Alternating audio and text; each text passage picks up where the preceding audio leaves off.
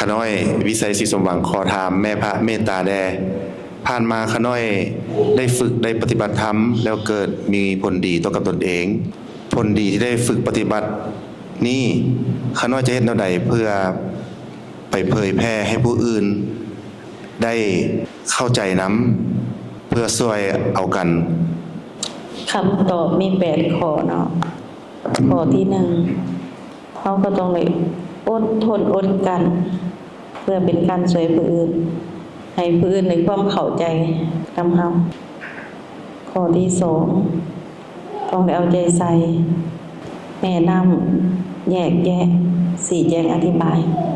เพื่อให้ผู้อื่นในความกระจ่างแจ้งข้อที่2จบข้อที่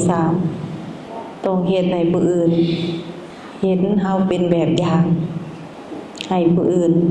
เชื่อมั่นในความเป็นแบบอย่างของเฮาข้อที่4ต้องช่วยตนเองให้ได้หลายอย่างก่อนคือได้ความระลึกได้ความรู้สึกได้ความตั้งใจมั่นได้ความถูกต้องทางกายวาจาใจการคิดการเว้าการกระทำของเฮาแต่ก็ได้ความพร้อมอีกข้อที่5เฮาต้องเห็นว่าการเข้าไปฝึกเข้าไปปฏิบัตินี่มันเป็นเรื่องยากมันมีสิ่งปิดกั้นผู้สิคิดไปฝึกไปปฏิบัตินี่มันมีอุปสรรคปิดกั้นกั้นกลางบางคนคิดบ่ออกคิดบ่ถูกคิดไปว่าเป็นเรื่องโลโลเลเลเป็นเรื่องบ่มีสาระประโยชน์ตัวนี้แหละมันสิรบกวนคืนเฮาสมองเฮาเขาสิวายเฮาเขาสิบอกให้เฮาเขาสิว่าเฮาหลงเขาสิว่าเฮาไหลบ่เข้าใจไปตามกระแสข้อที่6เฮาต้องเห็นว่าคน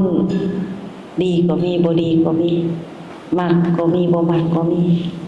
พอใจก็มีบ่พอใจก็มีคนเลือกต่างกันข้อสติปัญญาบ่คือกันข้อที่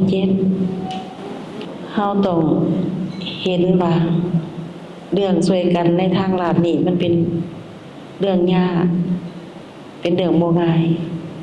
เป็นเรื่องหลายคนบ่ต้องการแต่ก็หลายคนต้องการสรุปก็คือความบ่เข้าใจแหละเป็นอุปสรรคนำกันเข้าใจบ่ถึงเข้าใจบ่ถึงที่จริงพระพุทธศาสนาเนี่ยเป็นศาสตร์แห่งปัญญาพาเฮารู้ทั้งบนได้พาให้เฮาเข้าถึงใจของเฮาอีกสั้นหนึ่งคือสั้นใน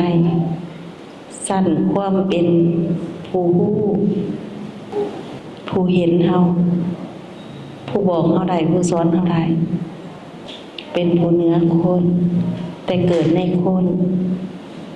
ข้อที่8ต้องรู้ตนเองต้องเห็นตนเองต้องเบิ่งตนเองต้องบอกต้องสอนตนเองให้เห็นตนเองละเอียดเห็นเข้าไปในเดิกๆของเจ้าของคนขั้วเบิ่งตนเองคนขั้วตนเองออกอันใดดีอันใดบ่ดีต้องกันกองออกจึงสิช่วยตนเองได้จึงสิช่วยผู้อื่นได้จบคำตอบสาธุขอขอบพระคุณพระแม่เมตตาที่ช่วยตอบให้คำแนะนำข้าน้อย